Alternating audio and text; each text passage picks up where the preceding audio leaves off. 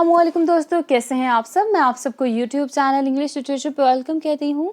हम जो novel discuss करने जा रहे हैं आज के लेक्चर के अंदर वो है द सन ऑल्सो राइजेस, जिसको लिखने वाले हैं अर्नेस्ट हेमिंग्वे। हम लोगों ने अर्नेस्ट हेमिंग्वे के दो और नॉवेल्स डिस्कस किए हैं, जिसका नाम है a farewell to arms and then हमने डिस्कस किया for whom the bell tolls. और जब हम लोगों ने ये दोनों लेक्चर्स डिस्कस किए हैं, इनका इंट्रोडक्टरी लेक्चर अलग बनाया था, क्रिटिकल समरी का लेक्चर अलग बनाया था। सेम ऐसे ही हम लोगों ने जो आज भी नॉवल डिस्कस करना है, इसका इंट्रोडक्टरी लेक्चर अलग होगा और क्रिटिकल समरी का लेक्चर अलग होगा। और एनी हाउ हम लोगों ने जो दोनों प्रीवियस नॉवल डिस्कस किए थे, उनके इंट्रोडक्शन के अंदर हमने राइटर के ऊपर डिटेल डिस्कशन की थी कि अर्नेस्ट हेमिंग्वे कौन थे, कहाँ से बिलोंग करते थे, इनका राइटिंग स्टाइल कैसा था, इनके इम्पोर्टेंट थीम्स कौन से हैं, इन्होंने जो लॉस्ट जनरेशन का कॉन्सेप्ट दिया वो क्या है, हेमिंग्वे हीरो क्या होता है, कोड हीरो किसे कहते हैं, इनके इम्पोर्टेंट वर्क्स, इनका जो इम्पोर्टेंट थीम्स थे, सो ऑन। हम लोगों ने उन दोनों लेक्चर के अंदर इन डिटेल राइटर को कवर कर लिया है।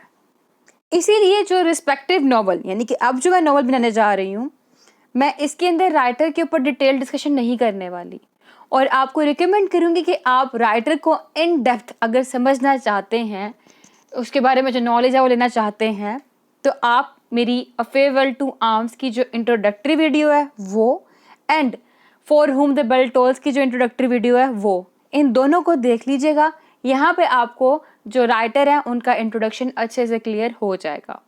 दोनों नोवेल के लिंक्स मैं डिस्क्रिप्शन में डाल दूंगी। और जैसा कि आपका सब्जेक्ट है अमेरिकन लिटरेचर या फिर literature of war and conflict, तो उन दोनों के अंदर ये तीनों नॉवेल्स ही इंक्लूड होते हैं। Number 1 for whom the bell tolls, number 2 the sun also rises and number 3 a farewell to arms. ठीक है, तीनों नॉवेल्स जो हैं वो बेसिकली वॉर से लिंक्ड हैं। तीनों में हम लोग को वॉर को देखने को मिलता है, कहीं पे वॉर लड़ी जा रही है तो कहीं पे पोस्ट वॉर सीन दिखाया जा रहा है। जैसे कि आज का novel the sun also rises, ये एक पोस्ट वॉर नॉवल है। पोस्ट मीन्स बाद में, किसके, जंग के बाद में लोगों के ऊपर क्या इम्पैक्ट हुआ, जंग के लोगों के ऊपर क्या इफेक्ट्स थे, वो सब कुछ इस नॉवल के अंदर दिखाया जाएगा। इतना क्लियर हो गया आपको। तो एनी हाउ हमारी जो ये वीडियो है, मतलब द सन ऑल्सो राइजेस, ये वीडियो नंबर 1 हमारी इंट्रोडक्टरी बेस्ड होगी, जिसमें हम लोग इस नॉवल के जितने भी इंपॉर्टेंट पॉइंट्स हैं उनको कवर करेंगे। एंड देन जो हमारा नेक्स्ट लेक्चर होगा वो इस नॉवल की समरी के ऊपर बेस करेगा। और नॉवल की समरी को अंडरस्टैंड करने के लिए ये लेक्चर नंबर 1 बहुत ज़्यादा ज़रूरी है, क्योंकि इसके अंदर हम जितने भी बेसिक्स हैं, जितने भी इम्पोर्टेंट पॉइंट्स हैं, जो भी इम्पोर्टेंट नोट्स हैं, इस नॉवल की समरी को अंडरस्टैंड करने के लिए, इस नॉवल को अंडरस्टैंड करने के लिए वो सब कुछ हम लोग इंट्रोडक्शन के अंदर कवर करने वाले हैं। Clear now. अब without wasting any single minute जो हमारे आज का लेक्चर हम करते शुरू, बात करते पहले हम नॉवल के की इफेक्ट्स की। ये जो नॉवल है इसका फुल टाइटल है द सन ऑल्सो राइजेस। ठीक है, कब लिखा गया? 1925 से 1926 के ड्यूरेशन में ये नॉवल लिखा गया था। और कहाँ लिखा गया? पैम्पलोना, स्पेन, पेरिस, फ्रांस, इन प्रेसेस पे ये नॉवल लिखा गया था। और पब्लिश कब हुआ? अक्टूबर 1926 में ये नॉवल पब्लिश हुआ। और इसका लिटरेरी पीरियड मॉडर्निज्म है। मॉडर्निज्म क्या है, इसके क्या फीचर्स हैं, मैंने सेपरेटली मॉडर्निज्म के ऊपर एक वीडियो बनाई हुई है, उसका लिंक भी मैं डिस्क्रिप्शन में डाल दूंगी। आप उसके ऊपर क्लिक कर लीजिएगा और उस लेक्चर को सुन के जो भी इंपॉर्टेंट कैरेक्टरिस्टिक्स हैं मॉडर्न एज के, आपको वो क्लियर हो जाएंगे जब आप उस लेक्चर को सुनेंगे। ठीक है, तो एनी हाउ इसका लिटरेरी पीरियड मॉडर्निज्म है। यानरा इसका पोस्ट वॉर, एक्सपेट्रिएट और मॉडर्निस्ट है। एक्सपेट्रिएट किसे कहते हैं, इसके ऊपर हम डिटेल डिस्कशन करेंगे जब हम लोग इस नॉवल का हिस्टोरिकल कॉन्टेक्स्ट डिस्कस करेंगे, जब हम लोग लॉस्ट जनरेशन की बात करेंगे, तो उस टाइम पे हम लोग एक्सपेट्रिएट के ऊपर डिटेल डिस्कशन करेंगे। एनी हाउ नॉवल की सेटिंग की बात की जाए तो इसमें setting Paris, France, Pamplona, Spain, ये सेटिंग दिखाई गई है प्लेस के लिहाज से। और कुछ स्पेनिश और फ्रेंच के टाउन्स भी देखने को मिलेंगे हम लोगों को। और जो सेटिंग टाइम के लिहाज से बात की जाए तो 1924 का ड्यूरेशन है, right after world war first. अब बात एंटागोनिस्ट की जाए तो नॉवल में ऐसे तो कोई भी एंटागोनिस्ट नहीं है, लेकिन मीनिंगलेसनेस, एब्सर्डिटी, एग्जिस्टेंशियलिस्ट, ठीक है, ये चीज़ें कि पोस्ट वॉर के बाद जो लोगों का लिविंग स्टाइल था, जो लोगों का लाइफ स्टाइल था, वो क्या हो गया था, मीनिंगलेस हो गया था। तो इसमें जो मीनिंगलेसनेस है ना, वो क्या है, वो एंटागोनिस्ट है। एंटागोनिस्ट किसे कहते हैं, वो कि जो कि स्टोरी के अंदर नेगेटिव करेक्टर अदा करता है, और प्रोटैगोनिस्ट किसे कहते हैं, जो कि स्टोरी के अंदर मेन करेक्टर अदा करता है। स्टोरी में प्रोटैगोनिस्ट कौन है, सबके सब करेक्टर ही ऑलमोस्ट प्रोटैगोनिस्ट है। पॉइंट ऑफ व्यू इसके अंदर फर्स्ट पर्सन है, और जेक जो हम लोग को स्टोरी सुनाता है पास्ट टेंस के अंदर।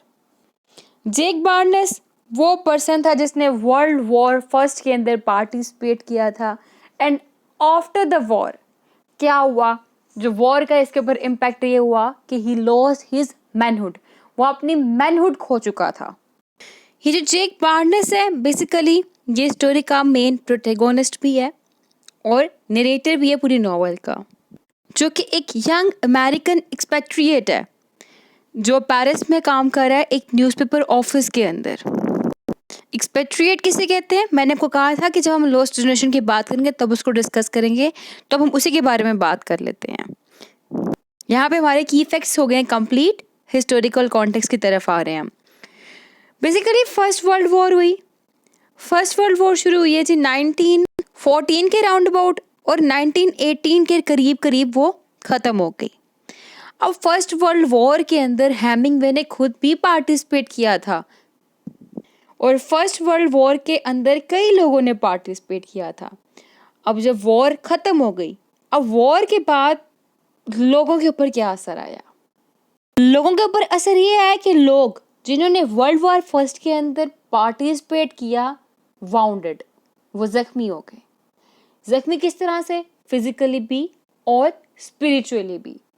कईयों को जस्ट जिस्मानी जख्म आए और कईयों को स्पिरिचुअली भी जख्म आए, अंदर से वो डेड फील करने लग पड़े। और आफ्टर द वॉर उन्होंने खुद को इवल थिंग्स के अंदर इंडल्ज कर लिया, वो इंगेज्ड हो गए इवल थिंग्स के अंदर, जैसा कि बहुत ज़्यादा ड्रिंकिंग करने लग पड़े, डांसिंग करने लग पड़े, जो थे ना फ्री सेक्स वो करने लग पड़े, ठीक है। तो ऐसे लोग जिन्होंने वॉर के अंदर पार्टिसिपेट किया और फिर वो वाउंडेड हुए, और वाउंडेड किस तरह से, स्पिरिचुअली भी फिजिकली भी, दोनों तरह से, या कुछ सिर्फ फिजिकली या कुछ सिर्फ स्पिरिचुअली या कुछ दोनों ही। अब क्या हुआ, उन्होंने खुद को एंगेज कर लिया ड्रिंकिंग में, डांसिंग में और मेकिंग फ्री सेक्स के अंदर। तो ऐसी जनरेशन को क्या कहा जाता है, लॉस्ट जनरेशन, ठीक है। लॉस्ट जनरेशन कौन हुए, कि वो young people who participated in the war, world war first, और उसके बाद वो ज़ख्मी हो गए स्पिरिचुअली भी फिजिकली भी। मैं अगेन एंड अगेन रिपीट इसलिए ताकि आपको ये बात जहन में बैठ जाए, और वो ड्रिंकिंग, डांसिंग और फ्री सेक्स के अंदर इंडल्ज हो गए, ठीक है। इतना क्लियर हो गया। तो ये जनरेशन जो है वो लॉस्ट जनरेशन हुई। लॉस्ट जनरेशन फर्दर से दो ग्रुप्स में डिवाइड की गई। एक ग्रुप उन लोगों का जो कि सेटल्ड हो चुके थे, ठीक है, जिन्होंने वर्ल्ड वॉर के बाद अपने आप को सेटल्ड कर लिया, मेंटेन कर लिया। और दूसरा ग्रुप किनका, दूसरा ग्रुप था एक्सपायरेट्स का, सॉरी एक्सपेट्रिएट्स का। एक्सपेट्रिएट कहते हैं उन लोगों को जो कि अपना नेटिव कंट्री छोड़ के किसी और मुल्क में चले जाएं, यानी कि इमिग्रेंट्स, ठीक है, जो कि अपना कंट्री छोड़ के किसी और मुल्क में चले जाते हैं, उनको कहते हैं एक्सपेट्रिएट्स। अब हुआ क्या, वर्ल्ड वॉर फर्स्ट हुई। वर्ल्ड वॉर फर्स्ट के बाद बहुत से यंग अमेरिकन्स थे जिन्होंने अपनी नेटिव कंट्री छोड़ दी, और नेटिव कंट्री छोड़ के वो क्या चले गए, किसी और कंट्री में चले गए। फॉर एग्जांपल पेरिस में चले गए, जैसे कि हेमिंगवे खुद भी पेरिस में चला गया था। हेमिंगवे, फिट्जजेराल्ड, उसके बाद एजरा पाउंड, पैब्लो, ये सब कहाँ चले गए थे, ये सब कैसे पेरिस में मूव कर गए थे after the world war first. तो किसकी बात कर रही हूँ मैं, एक्सपेट्रिएट्स की।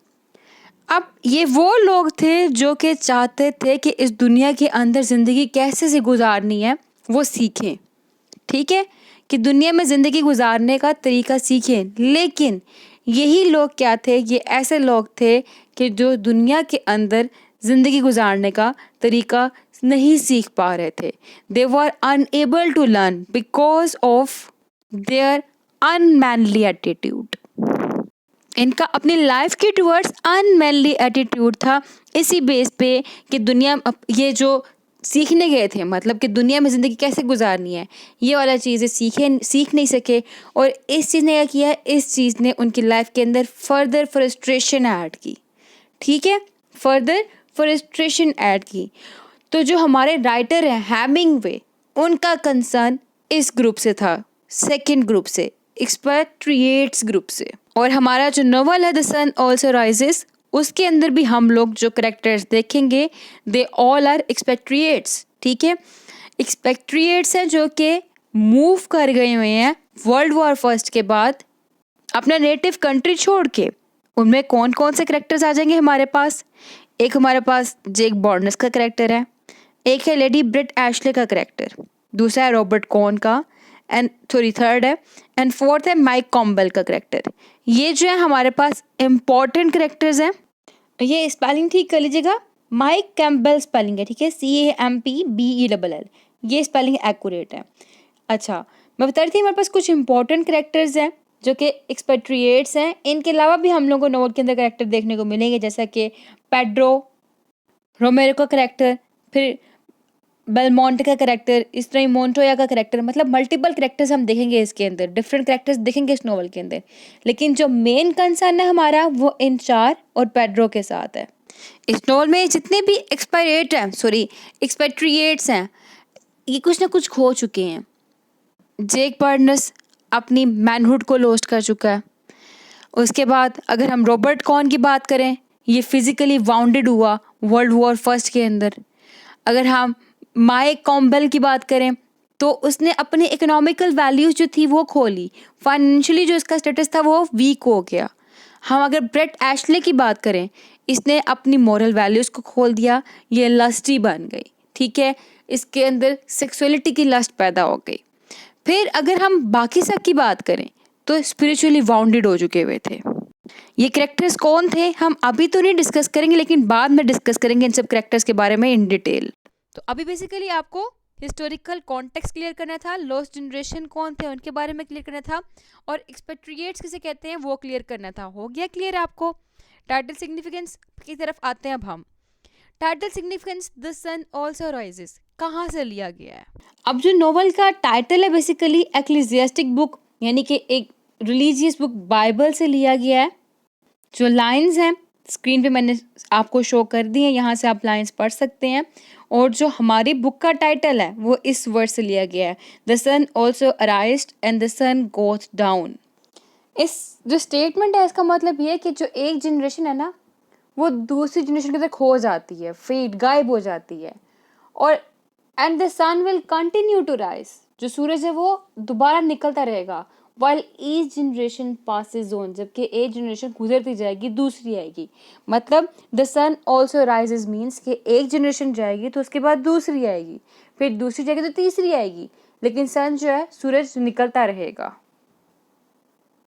और यहाँ पे एक और चीज़ बताई गई है ऑप्टिमिज्म की, कि सन ऑल्सो राइजेस, यानी कि सूरज ने कभी ना कभी तो निकलना है, सूरज निकलेगा मीन्स पॉजिटिविटी आएगी, टाइम विल चेंज सून, वक्त जल्दी चेंज हो जाएगा।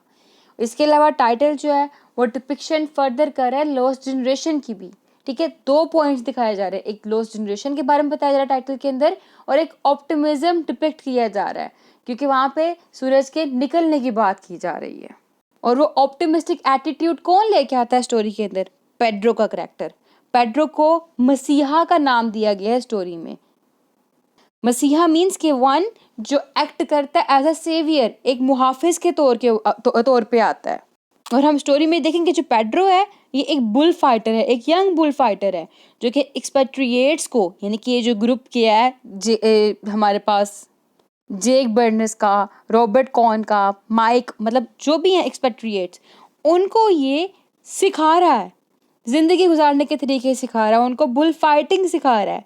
ये 19 इयर्स ओल्ड है और यंग जनरेशन को रिप्रेजेंट कर रहा है। इसमें जो बुल है वो बेसिकली सिंबलाइज कर रहा है इविल को, ठीक है, ऐसी चीज़ जो कि लाइफ के अंदर हर्डल पैदा करती है।